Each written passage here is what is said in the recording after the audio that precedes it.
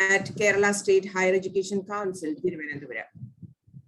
A dynamic, vibrant, and cool personality, he is always engaged in giving training to faculty members on various topics such as outcome-based education, research, funding, writing proposals, etc. I was fortunate to attend various training programs organized by him at Higher Education Council, and we have also organized collaborative programs at St.XAVIER'S College, Aluva. On behalf of Internal Quality Assurance Cell of St.XAVIER'S College for Women, Aluva, and all the delegates present here, I extend to you, sir, our most cordial welcome. I cordially welcome the coordinators of this program, Dr. Saumi Mary, Dr. Linda Lewis, and all the delegates, and wish you all a fruitful and interactive session with the resource person. Thank you, and may God bless you all. Over to you, Shefeeque, sir.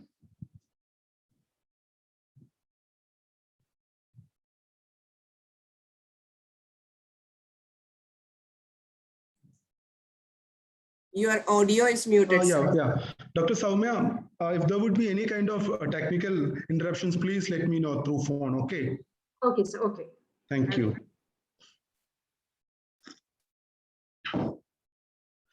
So, most respected Sheena ma'am, the coordinators of the program, and my dear friends.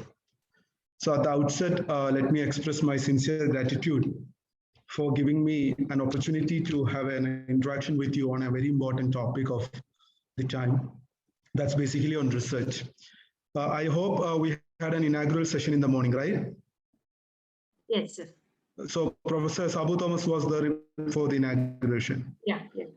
So we are really fortunate to have one of the finest researchers of our time, not just national, one of the internationally acclaimed scientists of our time was there to inaugurate this program. So I'm sure that, I need not to go to the details of the relevance of the research, both for the research scholars and also for those who are in the service. That is, for the teachers who teaches basically in colleges and universities. I need not to go to that details. Here, we all know that the research and innovation has acquired a very important position in the higher education now these days. Even if you take the assessment and accreditation criteria, you could see that research and innovations in the higher education institutions have acquired very important weightage in the process of accreditation, assessment, and even in the ranking frameworks. These days, ranking also have become very important matter for the higher education institutions. So in that sense, the research, and also, always the innovations come along with the research, has a very important place in our present scenario. And in this, I have gone through the schedule, and I think, I'm the only one who is basically there to speak on the research proposals and the funding schemes. I have two sessions, one today and one tomorrow. But, I will be speaking like, a kind of mixture of both. So my second session that is going to happen tomorrow, that is scheduled for tomorrow afternoon, will be will be a continuation of my present session. So what I'm doing is like, I've tried to mix both the topics together and present it here. And regarding the mode of presentation, I think rather than a one-way type of communication, I would like to make it as a kind of interaction rather than a kind of monotonous speaking from my side. It is because of two major factors. One, I know that there are very good serious researchers who have PhD, postdoc, and very well-established research experience in projects, and also have acclaimed publications as participants over here. That is one thing. So definitely, I'm an youngster. I'm in an entry level of my career. So that, there would be a lot of points which you could add, which you could contribute to make our discussion more fruitful. Second, we have, I was told that we have research scholars over here. Dr. Saumi, we have research scholars over here, right? Yes, sir. Some of them are- Yeah, good. So, I mean, your experiences, definitely we all are from different disciplines. Definitely your experiences will be more beneficial for the research scholars as well, because, they are the one who are into, like, I mean, stepping into this teaching career and all those things. So who are doing research, in fact, as their doctoral or postdoctoral research. So in that sense, my task is a little difficult because I need to strike a balance between the teachers, the real scholars in the, the teachers who have very well established research contributions at one level, and we also have research scholars who are just who may just started, or like who would be doing their research at another level. So sometimes some of my points might feel very awkward to either of the section. Please pardon. Because to speak to such a very, what should I say, kind of, audience is always a difficult task. So the point what I would like to make is, please stop me wherever you feel to stop. If any of the participant would like to add a particular point, if any of the participant would like to raise a particular point at any point, they could unmute and they could speak. So then that's how we can make it more interactive. Otherwise, this will be going to be a very boring session. So that's what I want to make it as a introductory or initial points. Second, academic wise, how many of the participants are from outside the Kerala? Almost 25%. Sir. 20% of them are from outside Kerala. 10%, oh, good. I don't know much about the situation in other states, but as far as the academia in Kerala is concerned, we know that academically or the content-wise, our teachers are very strong. It's a fact, our teachers are very strong. But when it comes to the research output, like, just take the case of last STRIDE result, component 1. Only 3 institutions in Kerala could get into the final list of STRIDE fellowship research funding, while almost all institutions, higher education institutions in the state of Kerala have contested in that race. So I'm sure that all of the projects would be definitely good in terms of its content. The relevance of the topic might be very good. The content wise also it would be very good. But only 3 means not even 1% of the total number of the applicants. From I was told that some 200 plus applicants were submitted to the UGC from the state of Kerala, and only 3 could clear in the component 1 of this STRIDE. So that means there are certain problems or there are certain issues where we present the proposal. That is what is the one of the main reasons why many of our proposals are not producing or are not entering to the selection list. And another issue is also that earlier, I joined service in 2013, and many of those who were in service at that time must know that at that point of time, UGC, ICSSR, DST, all were funding too much of money into the higher education institutions to boost the research capacity of the teachers. And good number of our teachers were getting any kind of the projects from any of the governmental agencies those times. Maybe of 50,000, 1 lakh, 2 lakh, 3 lakh, largely below 5 lakh kind of stuff. But there was a small token money which could be used to boost our research capacity. Invariably would help our students as well. But now, especially in the last 4 or 5 years, we have seen that the funding has come down tremendously. Moreover, the nature of the funding also has changed. That's very crucial. Now the nature of the funding is it's performance kind of funding. Performance-based funding means the funding will be provided to only those institutions that has some potential to perform. Just take the case of RUSA funding. RUSA fundings were allotted only to those institutions which have a minimum NAAC point of 2.5. Even, see, there's a very big change happened to the academic projects. Earlier, our CV, if I'm an applicant, my curriculum vitae is going to be the crucial part in the application process. But to those teachers who are familiar with the STRIDE component 1 know that the first part of the application is regarding the institutional profile. That means the institution's profile is equally important to that of the profile of the applicant, the researcher. So only, if you are working in an institution which has a good NAAC accreditation point, that comes in some of the top list of the NIRF or other kind of ranking, are being only selected for any kind of fellowships or projects. So what does it mean? It means that, the nature of the funding has been changed and the performance of the researcher and also the institution. So that is one of the major changes which has happened now. That has the performance of the institution is also equally important these days, which is I would say that it shouldn't happen, because what if we were being placed in an institution which isn't at a robust page, or which is of only 2 or 3 years of its existence?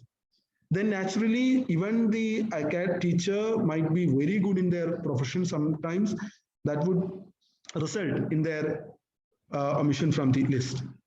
So in that sense, the point what I'm trying to make is the competition has become really tough in the academia for the research projects.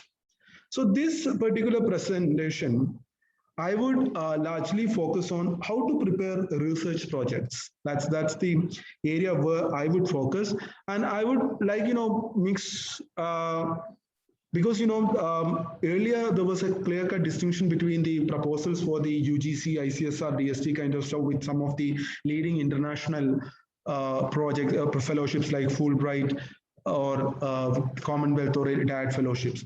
But even now even the UGC-STRIDE or ICSR is also following the ICSR-IMPRESS is also following the international standards, so that our preparation for even a UGC kind of project should be on level, on par with our preparation for a Fulbright or Commonwealth fellowship.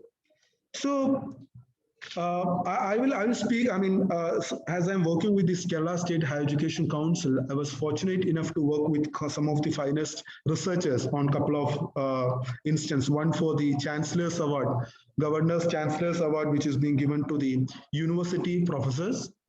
Another is Kairali Research Award. So we have been working them on I've been working with those committees. Those committees consist of some of the leading scientists and researchers of our time. So I would try to share my experience, which I have acquired through the association with those committees to you as well. And this is basically the introduction to my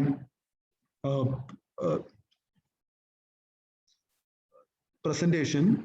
Now I will move to the, can I host disabled participant screen sharing?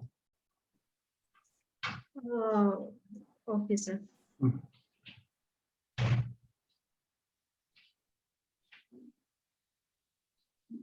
So now we can screen share. Okay.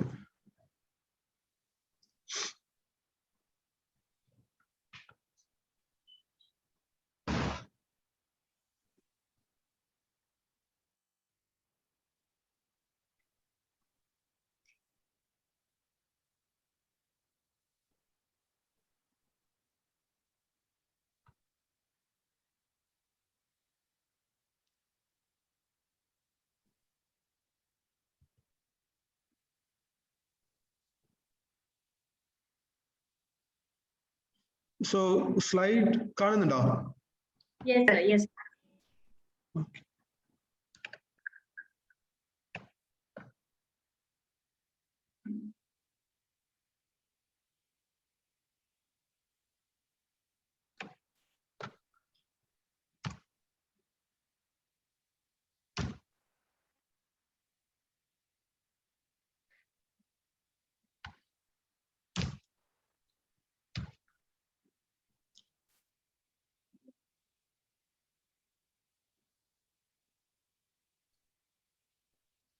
So, goals of a research proposal, slide.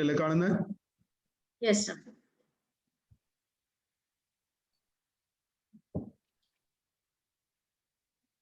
So the first thing is, what are the goals of a research proposal? Can any of the participants, I would like to know more about from the research scholars. Can any one of the participants say that what should be the goal of a research proposal?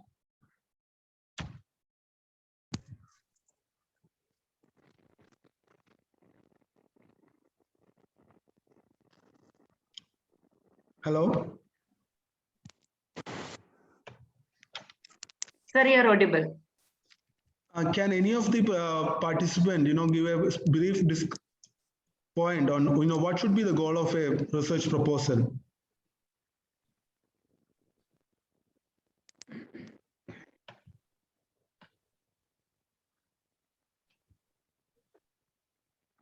Aruvilla?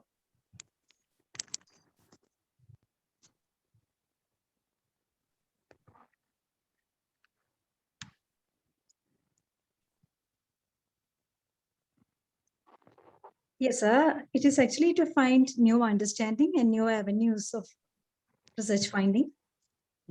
Then?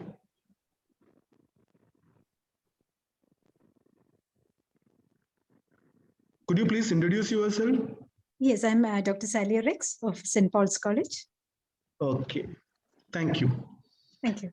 So, basically, my slides are present, right? Goals of a research proposal. Yes, sir. Okay. So, basically, there are twofold research goal for a research proposal.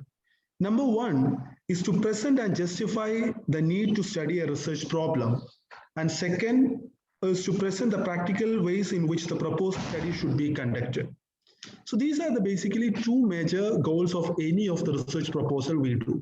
One is on the present and justify the need to study a research problem. Research problem is going to be the central issue of a research proposal.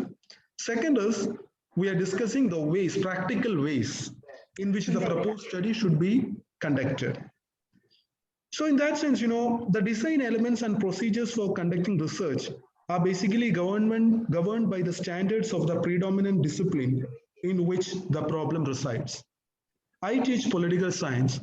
So in that sense, if I were to prepare a research proposal, generally the issue would be basically the issue that the larger question would be placed in the discipline of the political science.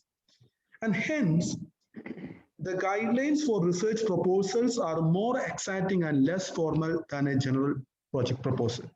So this is one thing which we need to be very keen these days, because every funding agency or every university seeks proposal based on a certain exact points rather than a generalistic findings.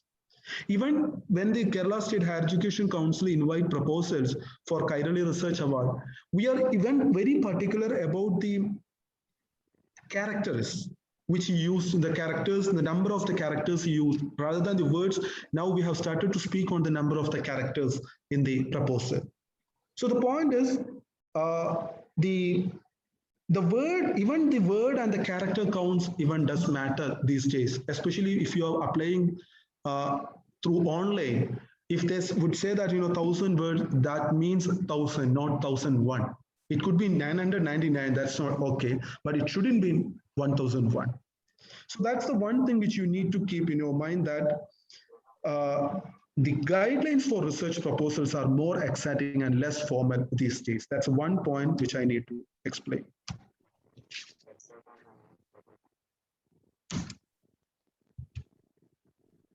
So what's the point? So three things should be there in your mind when you think of a research proposal. Number one, what do you plan to accomplish in that proposal? Where you have to define your research problem and what are you studying. Second is, why do you want to do this research? Well, that's one thing which you have to come there, because you need not to do something which somebody has already done. So you need to establish why are you doing this particular study, and for that review of literature is very crucial. That's one of the area which we often neglect these days. In the West, if you're doing research in any of the foreign universities, if any of the participants are there, they could definitely share their experience if they have done their research or postdoctoral from outside. The reviewing a particular literature, review of the literature or the review of a particular work itself comprises of one particular course in a semester. They make their learner, they make their research scholar very much intact in the area of the review. So review of literature is very crucial. I will come to that. Third is, how are you going to conduct research? Whether your method or methodology is doable, that is crucial. So these are the 3 points that has to be there in the central stage when you think of doing a research. That is, what do you plan to accomplish? Why do you want to do this research? And third one is, how are you going to conduct this research? So these are the 3 points which you keep in your mind when you think of a particular research proposal. And what are the points to remember? One is, start early. See, we often think of writing a proposal only when any of the funding agencies invite an application. No. Research is a continuous process. I think anyone, hello? Yes, sir. I think Aru unmute. I look into it, sir. Okay. The one thing is which you need to start early.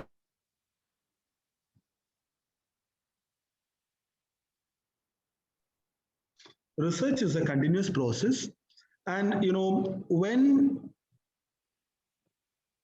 the research proposal shouldn't be ready, or you shouldn't start think of a research proposal only when an institution, only when a university or a funding agency calls for an application. So you should start early. Second is, it should be realistic and doable. Many of our proposals, which we even get in the council for many different studies, are means it's a very ആശയങ്ങളുടെയും അതുപോലെ തന്നെ കാഴ്ചപ്പാടുകളുടെയൊക്കെ ഒരു തള്ളിക്കയറ്റം ഉണ്ടാവുന്ന proposals ഉണ്ടാവാറുണ്ട്. It should be very realistic and doable. I mean, every research, even if you're doing a doctoral research, please remember that that's for 3, 4, 5 years. You have a stipulated time frame to finish it off. We may have great ideas, but all great ideas wouldn't be is possible to do it in a single project. So always, once you finish your proposal, you should always think of the point that whether this is realistic and doable. And next point is, you need to do a proper research on the funding agency by the university. As I told you in the previous slide, these days, as it has become very, very much specific, different university, different funding agency have their own particular claim, or their own specifications on the research matter.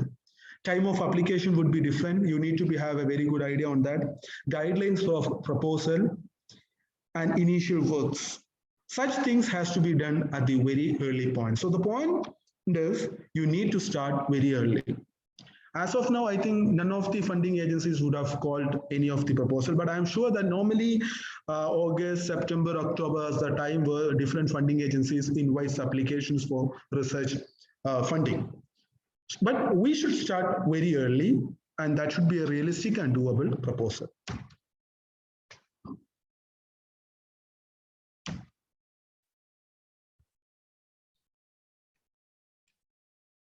And when you write, you need to keep certain points in your mind.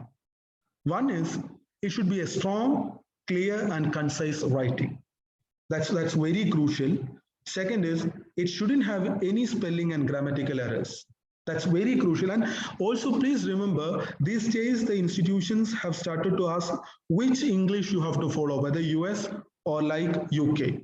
So even that simple point need to be kept in your mind when you write. Avoid clichés and repetitive language. Most importantly, avoid informal language. It should be on a formal language. And you need to keep a positive and confident tone throughout your proposal. Because, these days, the proposals are not just about the content or the theory of that is being associated with our larger question. It does have to come in of lot of informations and lot of points regarding us as well. So that's why we need to keep a positive and confident tone throughout the thing. And the last point, which I kept in red, is very crucial. Write, review, not edit, rewrite. If you could write your proposal for 25 times, that's better. Every single time you write, as a fresh, it will always get improved. Don't try to edit, because whenever you edit, you often limit to yourself into a particular focus or particular point.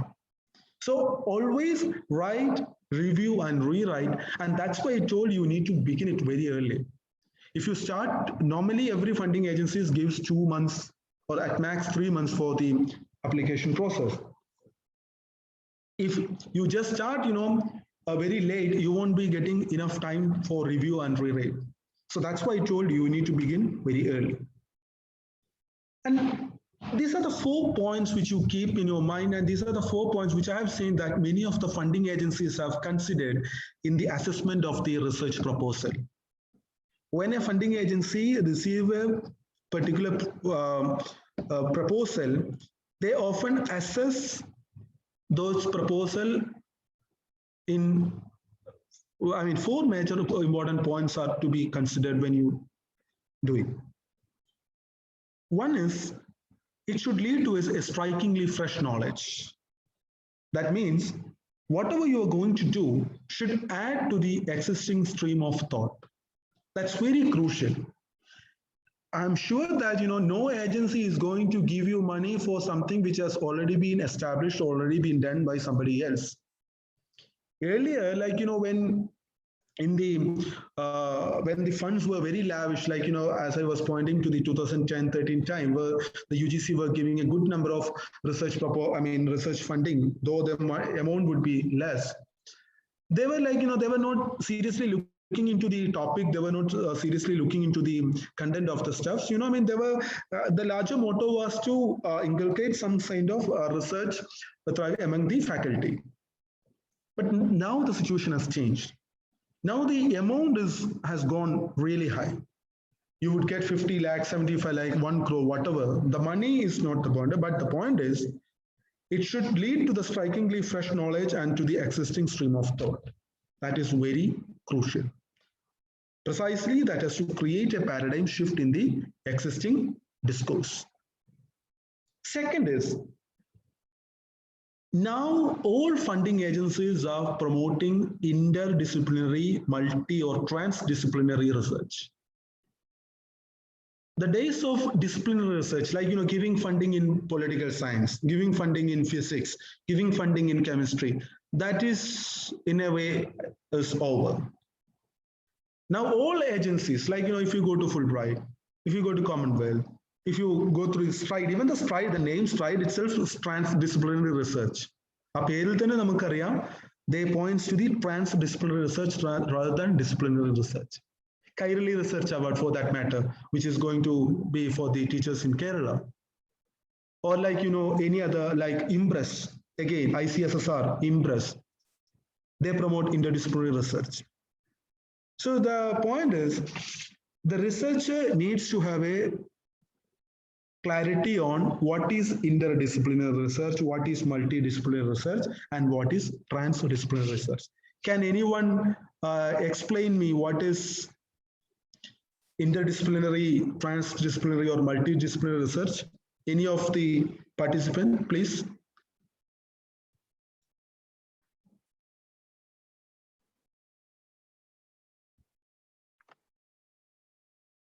Any research Yes. that deals with more than one subject at a time. Like something which you are teaching in science, you are also teaching the language, or when you are teaching SST, you are also teaching English or other languages. So more than one subject. Like while teaching movement of the art, you are also does it mean that you're simply bringing 2 or 3 disciplines together? It's more than that. Means More when than you are talking of one subject, you are also talking of the other subjects. So it's not restricted to one subject only. Okay, so what will happen? What will happen, when two or more subjects come together? So naturally, your research will be beneficial for more than one subject that can be taken in other areas as well. Okay, cool.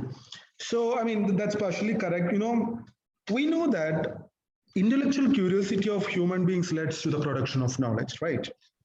I mean, every single new knowledge is produced through the intellectual curiosity of the human beings that has been shown from the age-old times. Disciplines were formed according to the tradition of knowledge and geographical locations. Each discipline, have its own specific mode of instruction, teaching and learning, etc. For example, I teach political science. So teaching of political science has its own epistemology, theoretical orientation, etc. And that will be different from that of history or economics. In a way or the other are the allied subjects to the political science. So we all know that, for any of your disciplines, like if as a political science teacher, I know that, economics, psychology, sociology are very much close with the political science. But, each of it has its own way of epistemology, theoretical orientation, etc. Same is the case with any other discipline. Every discipline has its own ideology, theory, and epistemology associated with it. But, over the period of time, what happened? We realize that the disciplines cannot address all the issues of human beings. And in fact, that has paved way of the evolution of interdisciplinary, trans and multidisciplinarity. Actually, the human issues have become very complex. The social issues have become very complex. The demands of human beings, public, has become very complex. Actually, our research are based on those human needs, right? So the disciplinary research cannot get into the solution of any of the core issues. And the people, as the Honorable Madam said, to be the beneficial of the society, more disciplines have come together, which have in fact the way of the evolution of interdisciplinary, trans and multidisciplinarity.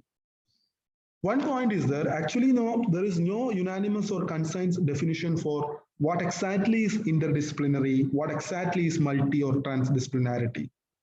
However, academia has some sort of broader understanding on these terms. See, national education policy. It speaks more on multidisciplinarity, and even the new courses which were offered by the government of Kerala recently were in this direction. Basically, what is happening? It is the convergence of more than one discipline which eventually leads to the production of a new product, which has its own theory, epistemology, etc. That's very crucial. When one or more disciplines come together, when one or more discipline converge, it is not just the convergence of the politics and history. It is not just the convergence of the physics and chemistry. When that convergence happens, it leads to the production of a new product which has its own theory and epistemology. So the point what I'm trying to make is, interdisciplinary has its own epistemology and theory. ഞാൻ പറഞ്ഞു വരുന്നത് എന്താണെന്ന് വെച്ച് കഴിഞ്ഞാൽ ഇപ്പൊ political science എന്ന് പറയുന്ന സബ്ജക്റ്റിന്, English എന്ന് പറയുന്ന ഒരു സബ്ജക്റ്റിന് അതിൻ്റെതായിട്ടുള്ള തിയറിയും അതുപോലെ തന്നെ എപ്പിസ്റ്റമോളജി ഉള്ളതുപോലെ തന്നെ ഒരു രണ്ട് സബ്ജക്റ്റുകൾ ഒന്നിച്ച് കൺവേർജ് ചെയ്യുന്ന സമയത്ത് അതിന് അതിൻ്റെതായിട്ടുള്ള പുതിയൊരു തിയറിയും എപ്പിസ്റ്റമോളജിയും ഉണ്ടാവും. So the point what I'm trying to make is, when I use an interdisciplinary method in my political science class, it doesn't mean that I'm using the methodology of the political science little, history little, sociology little. No. When I bring in all these three, history, sociology, and political science together, then there comes a new epistemology, there comes a new theory of its own. For example, take the case of tribal studies. As a student of political science, I will try to understand the nuances of tribal population largely from a political science framework. But this won't help me to understand all the nuances of tribal population, which is for sure. Then I have to use sociology, anthropology, economics, history, etc. All the things which are associated with the tribal studies.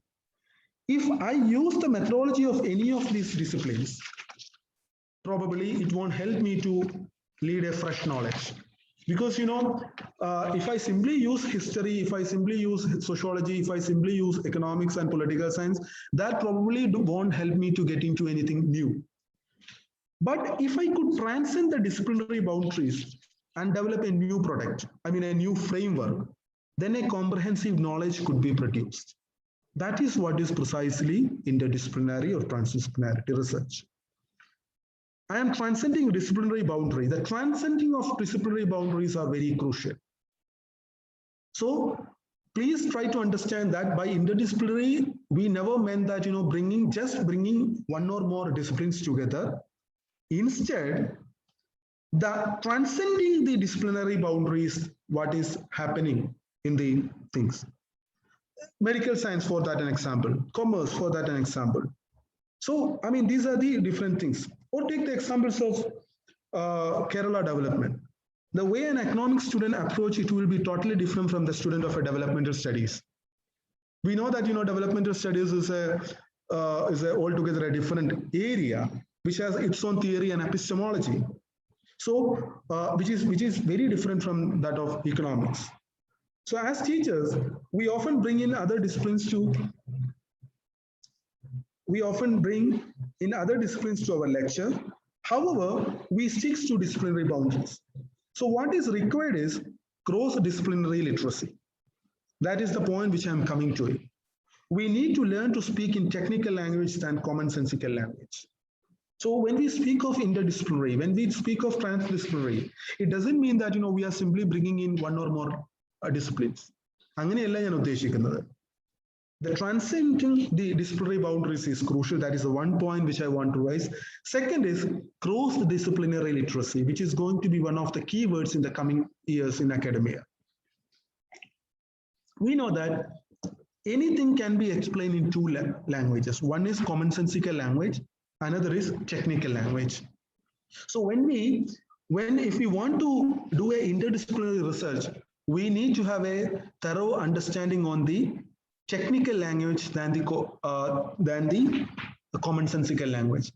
See, in political science, we generally use the term state. State political science. But in commonsensical language, state means samsthanam.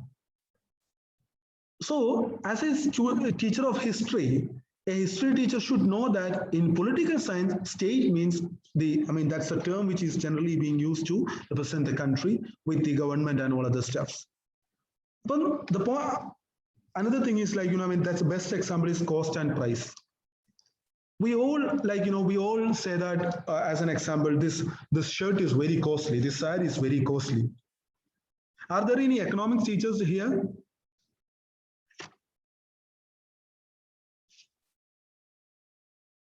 Hello? Any economic teachers over here?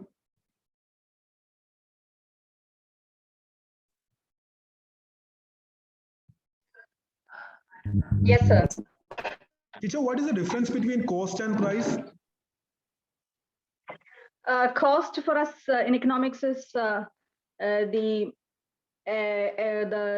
value, the price of the factors that are involved in producing a commodity. Yes. So it is something that happens during the time of production. We incur a cost and produce it by adding value. It would be same. So my question is whether it is right to say that this shirt is costly. This shirt is costly No, in a layman's language, what we mean by cost is not what we in economics actually mean by cost. That's the point I want to raise. That there you are. Because, that's the difference between the commonsensical and technical language. In commonsensical language, we say that, when we say that this particular shirt is costly, we often try to understand that shirt is having high price. But cost would be static. By cost is the amount of expenditure incurred as said by the business on material, labor, sales and utilities and on other business activities. So if a particular shirt which is being sold at a street or in a very expensive mall or like in any other textiles, the cost would be same. the price would be different, right? Other ladies, right? Yes, yes. Yes. Yes, sir. So the point should be what, I mean, then that's what I'm trying to say.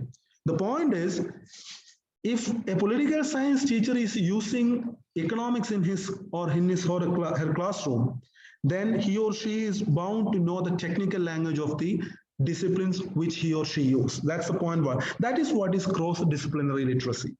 We need to spread cross-disciplinary literacy among our students and teachers. We need to learn to speak in technical language than the commonsensical language. അതായത് ഒരു economics teacher write a proposal, write an interdisciplinary proposal and use the term country, then proposal assess ചെയ്യുന്ന ആൾക്ക് മനസ്സിലാവും this teacher is not, this applicant is not well versed in the technical language of the political science. So that's why, I mean, I know I have taken a lot of time to explain inter, multi and transdisciplinary research, but please try to understand that this is very crucial. Please don't be under the impression that interdisciplinary means that, bringing in one or more disciplines together in the classroom or in research. No, not exactly. It is the transcending of the disciplinary, and when you transcend the disciplinary boundaries, a new product. Please remember that cultural studies, for that matter, the teachers of the literature must know that the theory epistemology of the cultural studies is totally different from that of the literature. The same is the case with economics and developmental studies. Same is the case with political science and public policy. So that the point what I'm trying to make is, for that, the first, if we want to work on interdisciplinary research area, we need to develop cross-disciplinary literacy. That's the point which I need to raise. ആർക്കെങ്കിലും സംശയമുണ്ടോ ഈ കാര്യത്തിൽ ഇതുവരെ പറഞ്ഞതില്?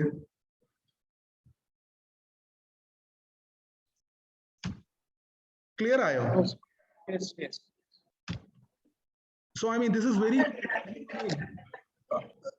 STRIDE. By in the name of the STRIDE itself, it is written that by STRIDE itself, it means that transdisciplinary research. അപ്പോൾ അതുകൊണ്ട് തന്നെ there is a slight difference between these points, and which you need to have a very clear-cut understanding. Otherwise, your proposal will be rejected in the first phase itself. That's why I told you this particular point is very crucial, and researcher must have, especially my young research scholars friends, because they are getting into a period of interdisciplinary research rather than the research disciplinary research. Next point is, the third point which you need to keep in your mind is that, you need to have a prior working experience in the area. Please remember that, when you attach a bibliography or reference to the proposal which you are filing in any of the funding agencies, please make sure that at least 1 or 2 of your works should be cited over there in your bibliography or reference. These days, very few agencies would dare to give money to those people who doesn't have any kind of experience in that prior working area. So prior working experience in the area is very crucial, and you need to establish, you need to demonstrate it when you write your proposal. Fourth one is DPR, that is a detailed project report. You need to give everything in a very detailed manner with the limited words. Method bar methodology, project plan, split up of budget with justification, task and timeline. That's very crucial. You see, don't simply give I mean, you need 1 lakh for computer, you need 2 lakh rupees for books. If you demand 2 lakh for books, then you are supposed to justify why you need 2 lakh. Or you need to give a split up of that 2 lakh. This much of amount would be given for the online journals, this much of money would be given for hard copies of the books. And if you are demanding some 1 crore rupees for 1 lakh rupees for computer, then you need to justify why you need 1 lakh rupee, not 50,000 for a computer which you can get for 50,000. So there you need to explain that, you need to have these sort of softwares, you need to have these sort of kind of, RAM and everything, which for the analysis of the research, so that, you need a laptop of this much, right, in level. So these are the 4 points which you need to, that is, one is, it should lead to the production of a fresh knowledge. That is, your research should add to the existing stream of thought. I mean, that should grew up to the level of a paradigm shift in the area which you work. Second, it should, rather than the disciplinary research, you need to focus more on inter, trans, or multidisciplinarity. Third point is you need to have a prior working experience in the area, which you need to demonstrate in the proposal. And the final point is you need to present your detailed project report with whatever it is, project plan, split off of the budget, whatever it is, would be in a very systematic manner with ample justification.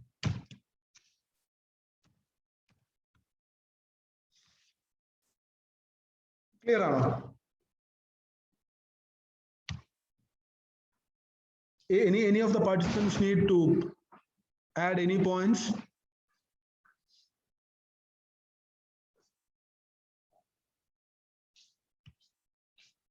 Hello?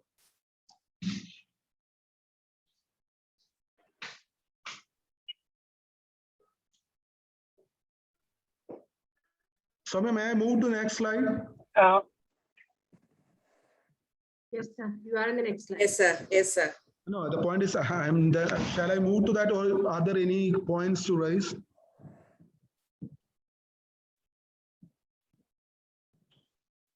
ആർക്കെങ്കിലും എന്തെങ്കിലും add ചെയ്യാനുണ്ടോ? എന്തെങ്കിലും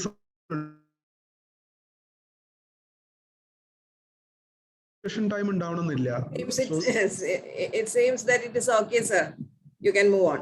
Okay, thank you.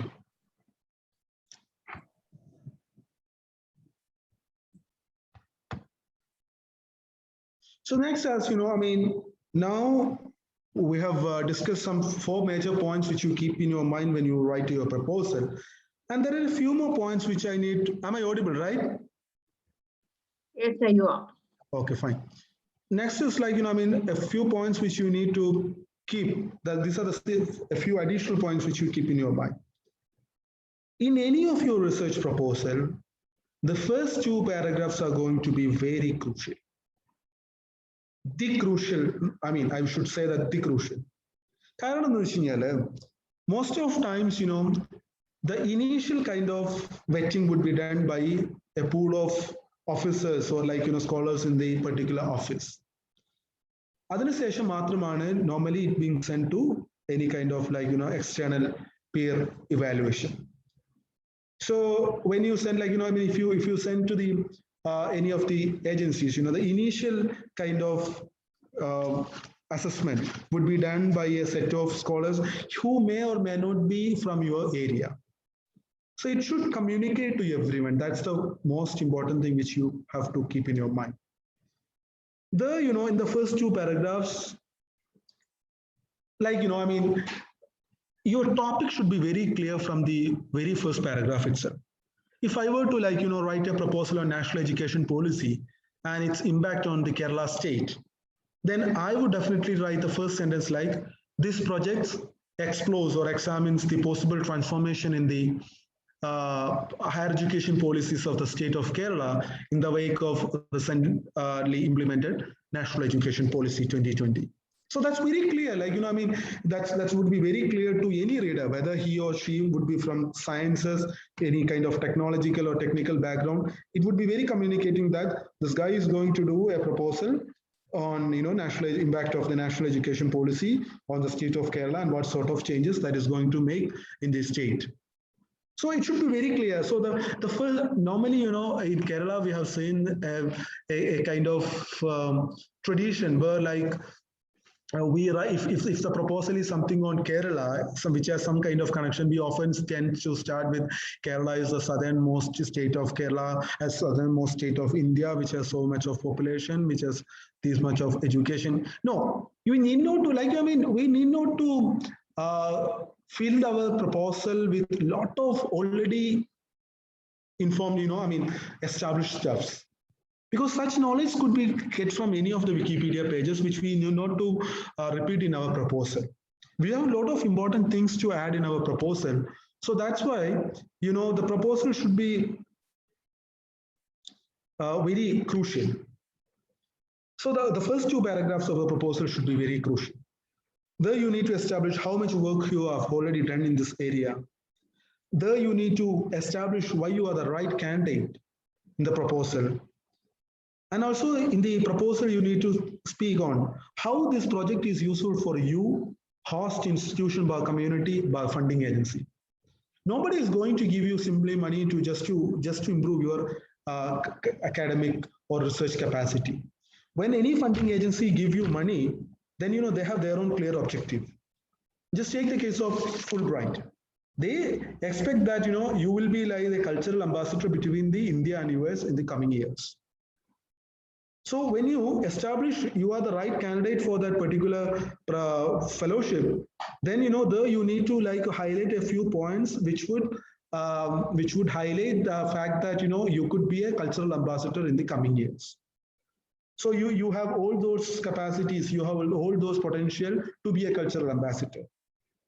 Also, if you are being sent to US for a research for 1 or 2 years using Fulbright fellowship, how would the host institution, how would the host university, host community, or your parent organization or parent university or college, how are they going to get beneficial? If the Fulbright is giving you money, then how is the Fulbright is going to be beneficial from your proposal through your research? So these things should be there, So how is the project useful for you, host institution, community, and funding agency? And last point is very crucial. How will you disseminate your result? The money is being given not just to give you, not just give to improve your knowledge capacity. No, not just for that. You need to show that, once you finish your research, the results of the research would be disseminated so and so manner, like, publication, books, seminars, conference, whatever it is. So you need to establish it rightly in the proposal. The last point is the thorough knowledge in the area is one thing which we all know that is very crucial. So when you write your proposal, these are the 4 points which you often keep in your mind, which you need to answer yourselves when you write your proposal. What is the central research problem? That should be there in the proposal. What is the topic of study related to that research problem? What method should be used to analyze the research problem? Why is it this important research? Why is it, what are its significance? Why should someone reading the proposal care about the outcomes of the proposed study? So these 4 points should be the karanam ningaloru project proposal ezhuthi kazhinjale ningal thanne oru question answer pole thanne if somebody is asking you what is the central research problem adinu ningalku maruvadi parayan pattanam you could have a correct answer, exact answer for the thing. Adingane oru 10 veri eduthu angane parayanulladalla. That should be very intact. അല്ലെങ്കിൽ if someone is asking you what method should be used to analyze the research problem, you should have a clear-cut answer. അതുപോലെ തന്നെ what is the research? What is the significance of your research? Why should someone reading the proposal care about the outcomes? Outcomes are very crucial these days. You know that our entire system itself is moving to the outcome-based education model.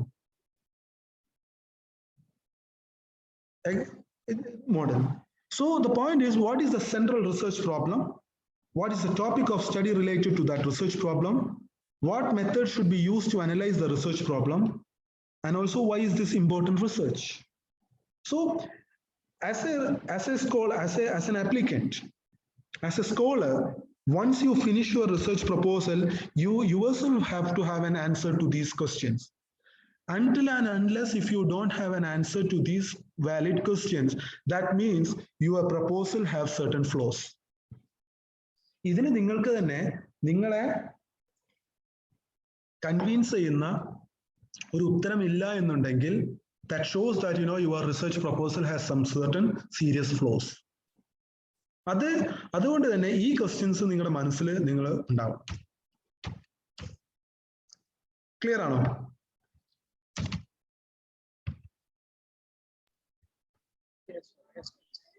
Any point to ask? Any point to add?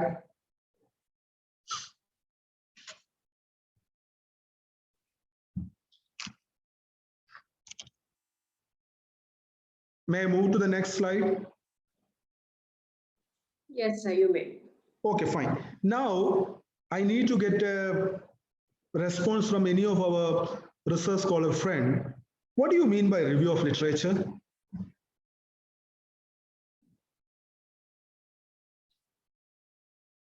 നിങ്ങൾക്ക് പറയാനില്ലെങ്കിലും എനിക്ക് നിങ്ങളിൽ നിന്ന് കേൾക്കാനുണ്ട്.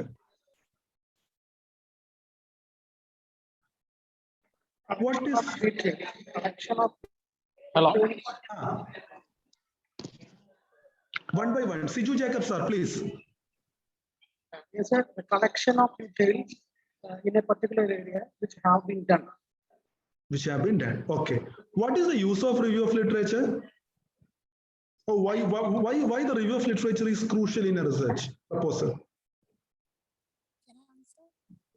To know about the current status and what is the present status of a particular area. I think, and also I believe that the review of literature is very essential, not only to build up your own work and evolve, but also so that to avoid any repetitions and, so that the same body of work isn't really being repeated and new work is being created. That means, innovation and enterprise. At the end of the day, your work would definitely add something new to the existing stream of knowledge, right? To find out a research gap. Yeah, find out the research gap. That's crucial. Yes. Anyone else?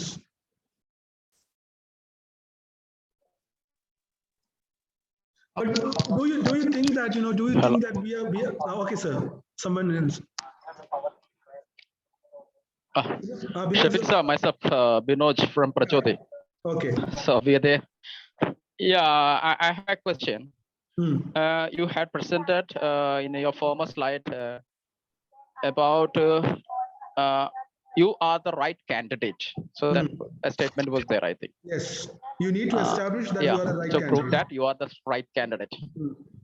Yeah. You are the right candidate. So do you have any, suggest some tips other than the research proposal, what you write there, reviews, etc., etc. So other than that, do you have any tips of becoming a right candidate? Okay, definitely. For this, you apply fine. for some research proposal. Yes. See, right now I work in the Kerala State Higher Education Council. Okay.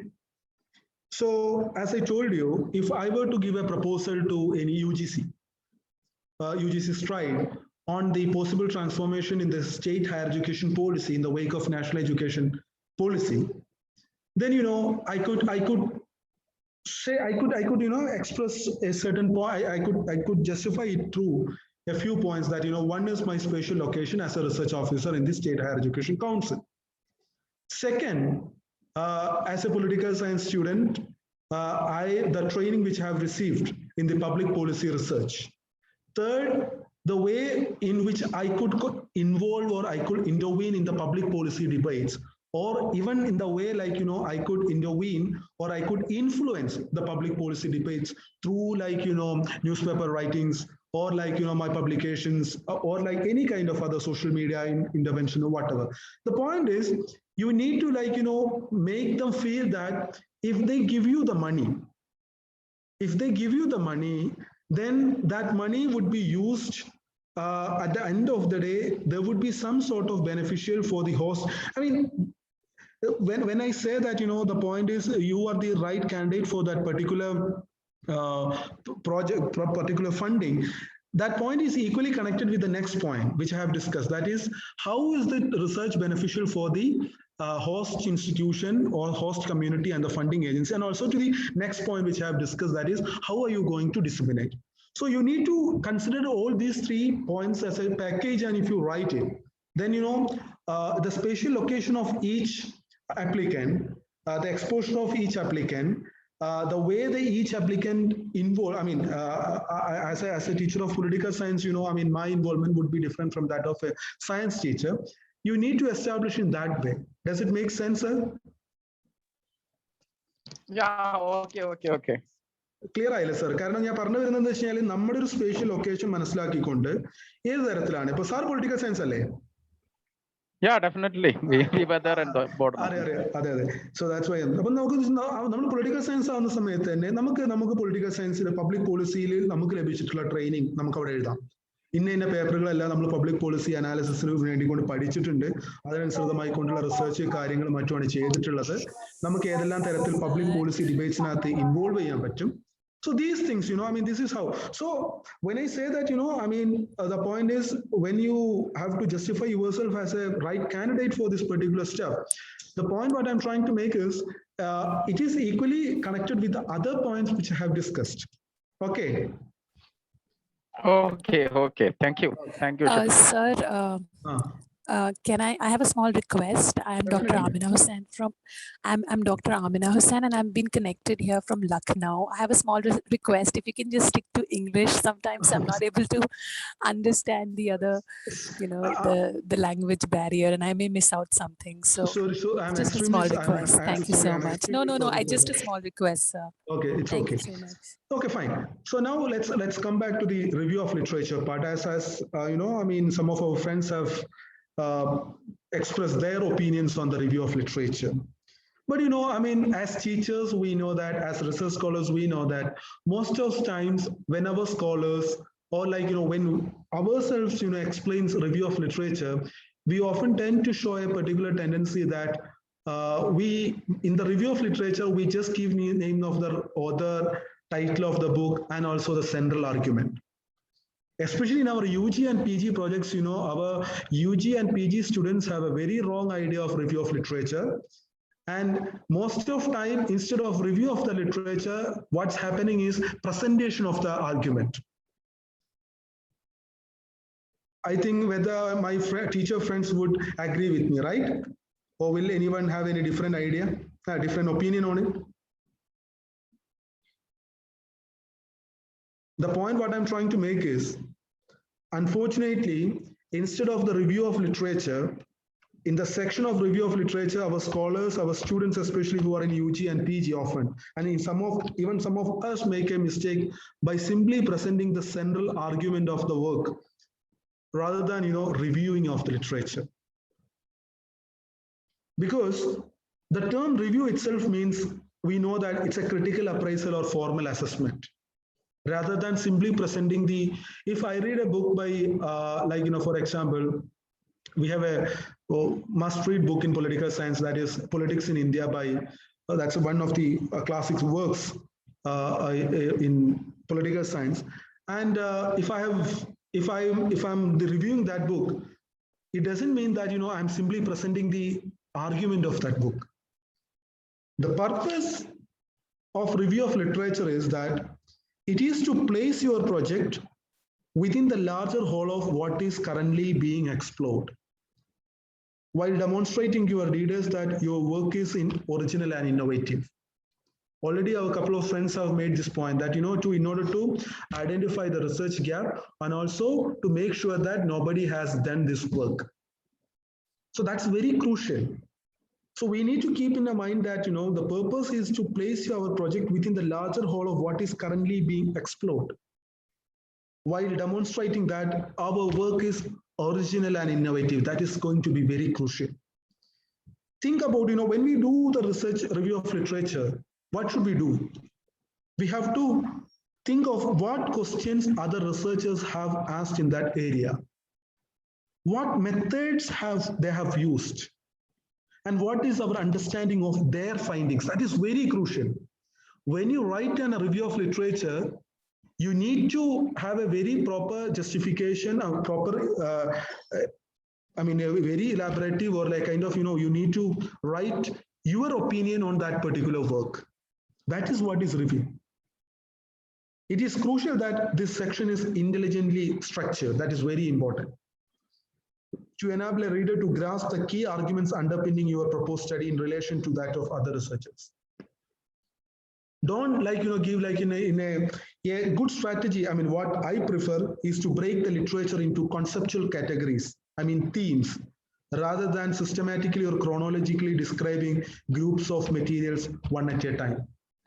We often tend to do first we give the review of a book, which is the older one, like 1990, then 1995, then 2000, 2002, 2020, and 2021. That's how. Or we will do like this, 2020, 2018, like 1975. No, it shouldn't be the way.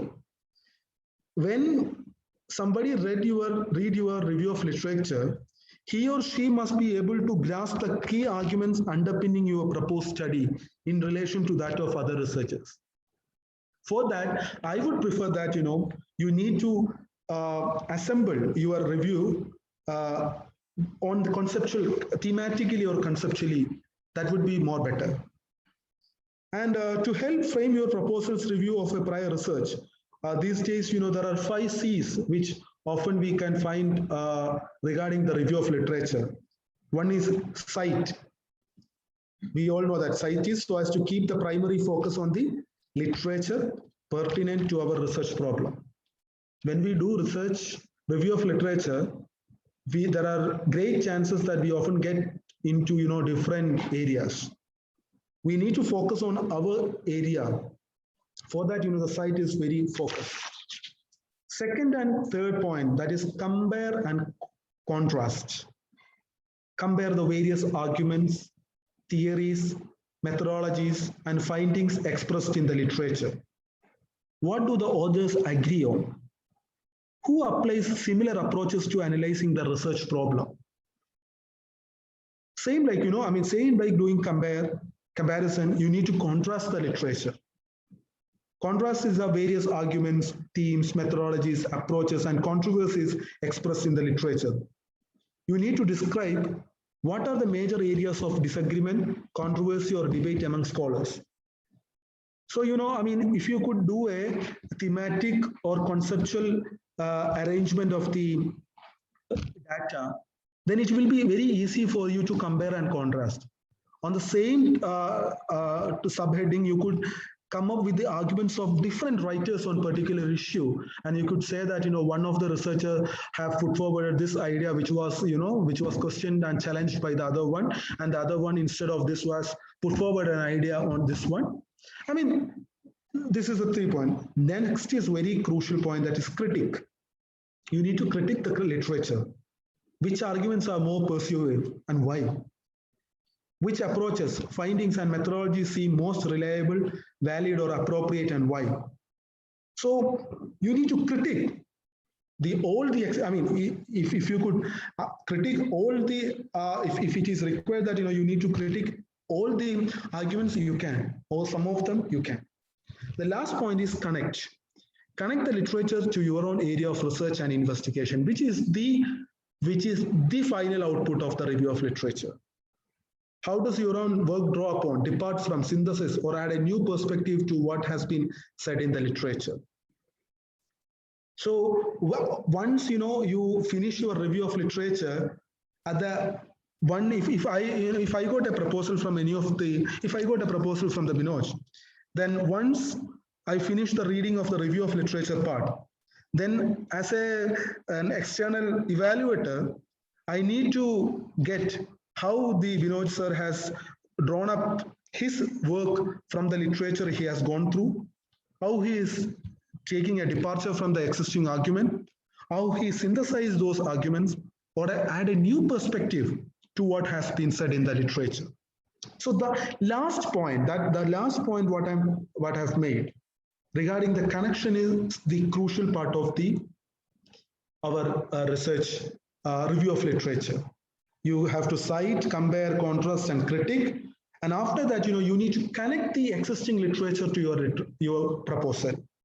How is your research going to be different from that which has already been come up in that area? How are you going to contest with them? How are you going to have an argument with those works?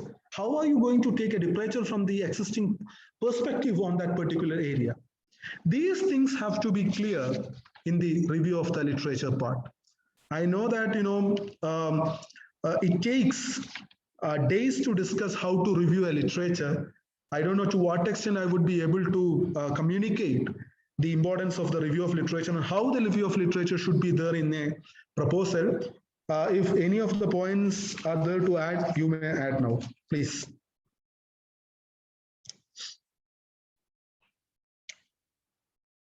Sijo Jacob, sir. Nothing, sir. Nothing, sir. Thank you. It was well defined. Clear, nothing right? to add. Okay. Anyone else?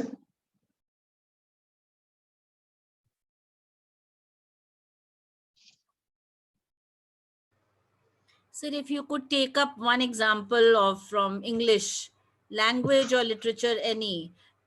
Although I understand your core subject is political science, but when you were talking about multidisciplinary and transdisciplinary, if you could bring in English also, it would be very nice of you. Okay, let me think of another. Okay. So the point is like, okay, let's speak about feminism. Okay, I mean, if my proposal is basically on an area which is related with feminism, okay, then in the review of literature part, I would definitely come up with different arguments put forwarded by different workers on different scholars on feminism. There are like, we have different streams of feminism in academia, very strong different streams of feminism.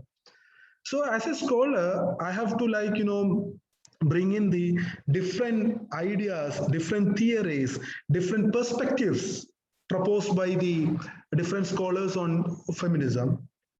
One would say that, this is an absolute liberty from a man's world. Another one would speak of like, it would be a kind of self-respect, respect would be, there would be different perspectives on feminism. As a scholar who is preparing a proposal on feminism, for that matter, like, feminist movements in state of Kerala, for that matter, okay. Then I might bring in examples from different parts of the country. I might have quoted already established works by the scholars that worked on the feminism in Kerala context.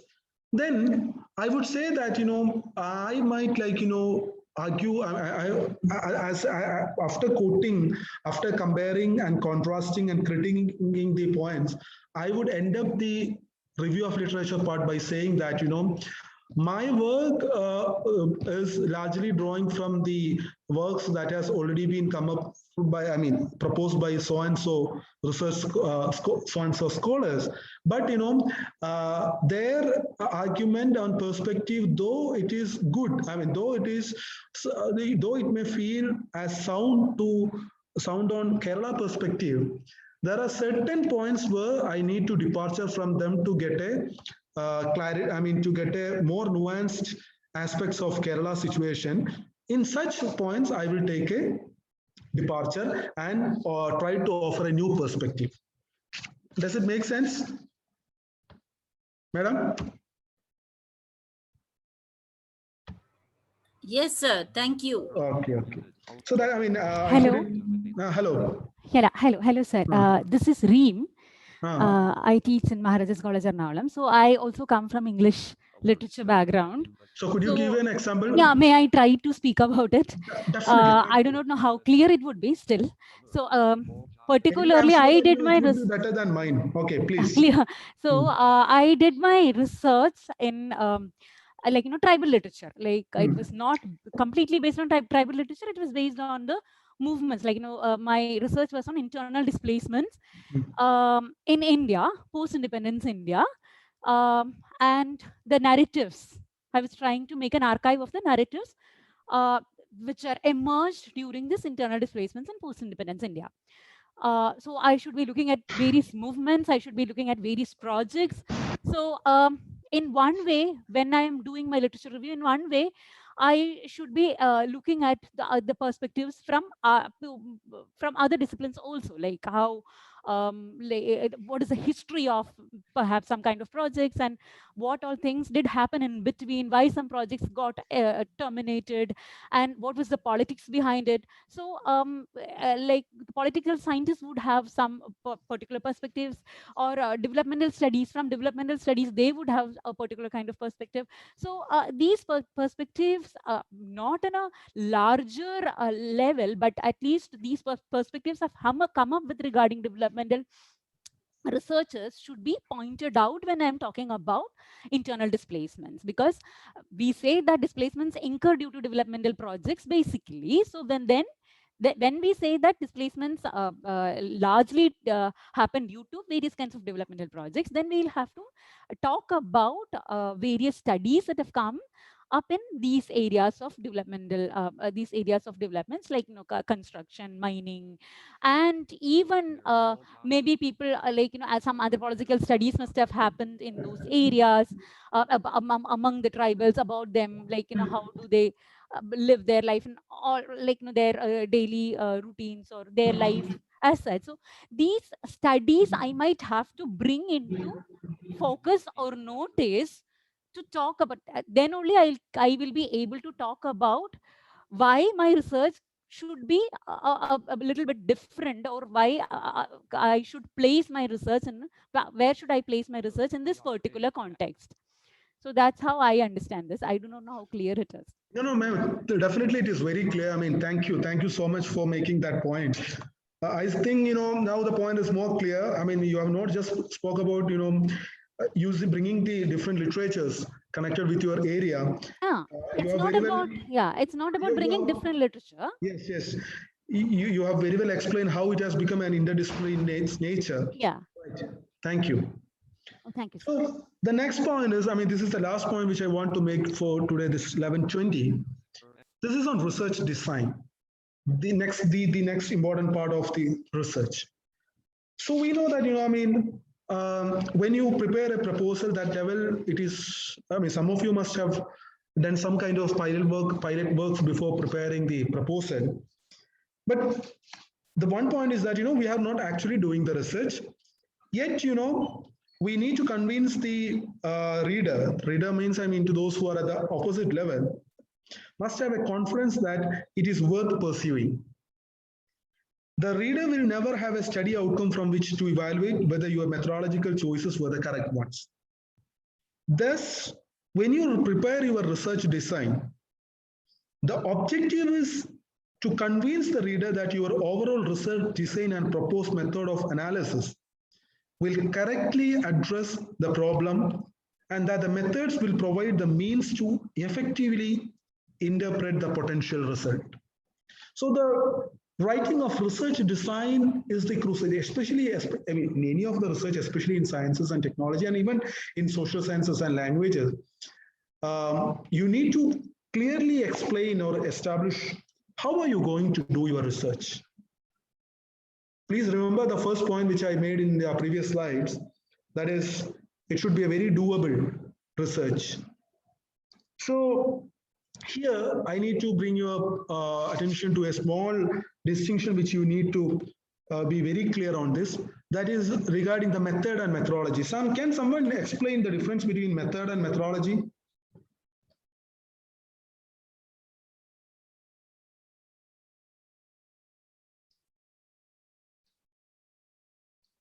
Amina Hussain. Okay, yeah, so I think, largely, I think you understand methods are the tools and techniques, I think, that we employ. Yes. And methodology is more systematic in terms of the whole structure, how we have arranged it, to conduct our research, I guess. Okay, so, I mean, you're correct. Absolutely, you're correct. The point is, a method is simply the tool you use to answer your research questions. For example, interview, survey, these are the tools which you use, and that is the method. And the methodology is the rationale for the research approach. That is the lens through which the analysis occurs. Like, phenomenology, ethnography, these are the methodology, where the interview or the survey is the method. You need to have I have seen the cases where even the faculty writes like, the methodology, interview, the survey as the methodology for doing the research. No, that's wrong. That comes from a wrong understanding on the term method and methodology. The method and methodology is different. And if you put the title method and methodology, and these days, many have started to write the subheading like method and methodology. That would make more sense rather than keeping either method or methodology. And there are instances like, people use the title like a note on method or a note on methodology. Because whenever you get a chance to listen to the research presentations of any of the foreign universities, you could see that if they are making a 1 hour presentation, half an hour would be on the research design. That much is the importance here. Even if it is a PhD doctoral viva or a pre-submission seminar, out of the 1 hour, we just give 2 or 3 minutes to explain the methodology or method. We simply say that, we have used this method or that method. These tools were used. Simply that is the thing. But do listen to any of the foreign presentations or some of the leading institutions within the state. The half of the total presentation would be given to the research design, because if your research design is wrong, then your research is wrong. So research design has direct connection with the outcome of your research.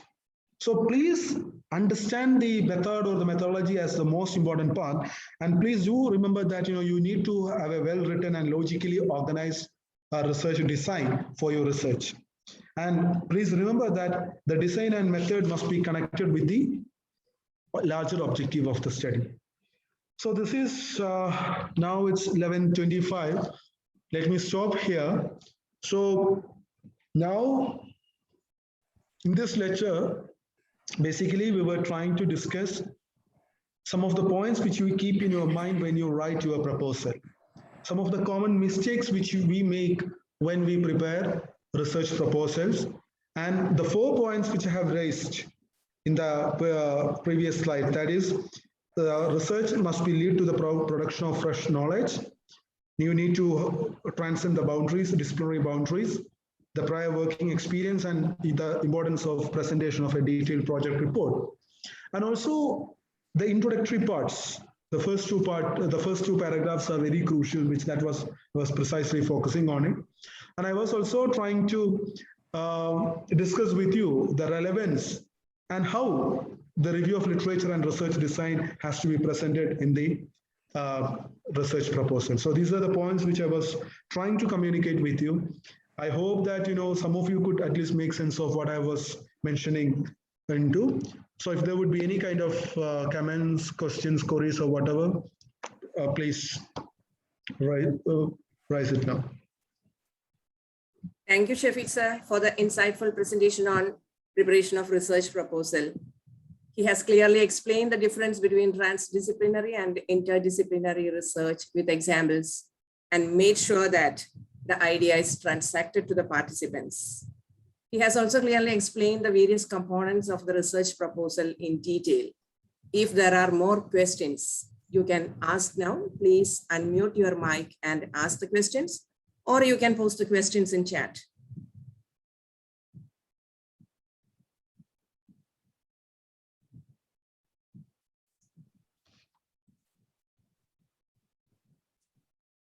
Sir, myself, I'm Silja Roy from St. Peter's College, Kodachiri.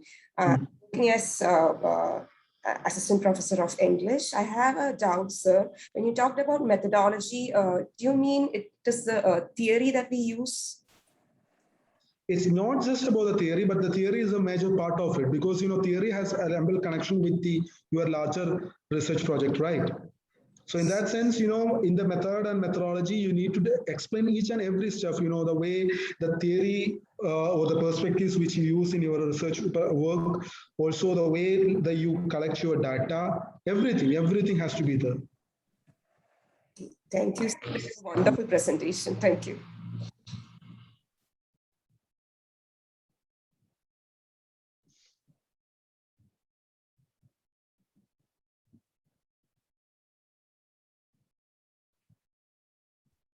Let me make an important announcement for the participants. There will be a feedback form, including questions based on the 2 sessions at the end of each day.